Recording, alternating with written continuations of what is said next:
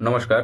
তোমরা সকলে জানো এখন আমাদের যিনি লোকসভার স্পিকার আছেন ওম বিড়লা, এনাকে রিমুভ করার জন্য বিরোধী দলগুলি একটি অনাস্থা প্রস্তাব নিয়ে এসেছেন। আজকের এই ভিডিওতে আমরা জানব লোকসভার স্পিকারকে কিভাবে রিমুভ করা যায়। খুবই জটিল প্রক্রিয়া।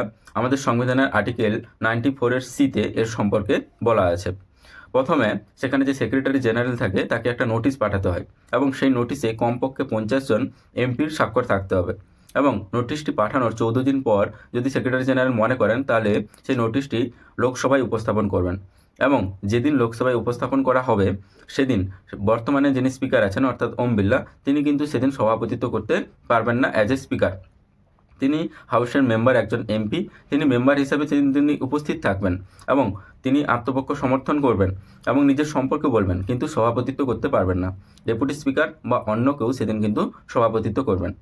এবার ভোটাভুটির ব্যাপারটা হবে এফেক্টিভ মেজরিটিতে, অর্থাৎ টোটাল হাউসের যে স্ট্রেংথ আছে, অর্থাৎ বর্তমানে আছে 543 জন, তার হাফ প্লাস 1 জন, অর্থাৎ 272 হচ্ছে, 272 প্লাস 1 273 জনকে ভোট দিতে হবে রিমুভালের সপক্ষে, তাহলে কিন্তু স্পিকার রিমুভ হবে, না হলে কিন্তু হওয়া সম্ভব নয়।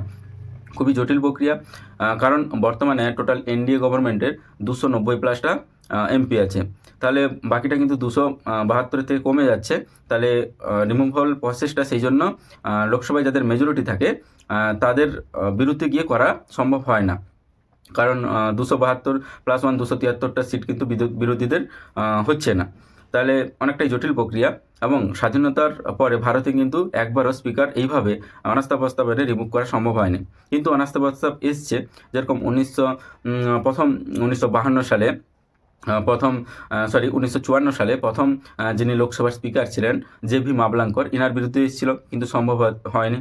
তারপর 1966 সালে সর্দার হুকুম সিং, ইনার বিরুদ্ধে এসেছিল কিন্তু সম্ভব হয়নি। তারপর 1987 সালে বলরাম জাখর, ইনার বিরুদ্ধে এসেছিল অনাস্থা প্রস্তাব, কিন্তু সম্ভব হয়নি, কারণ লোকসভায় যাদের মেজরিটি থাকে তাদের হাতে বেশিরভাগ সিটটা থাকে, সেই জন্য এফেক্টিভ মেজরিটিতে বিরোধীরা বেশি ভোট দিয়ে এটা কিন্তু করতে পারে না বা সম্ভব হয়নি। তো দেখা যাক এবার কি হয়।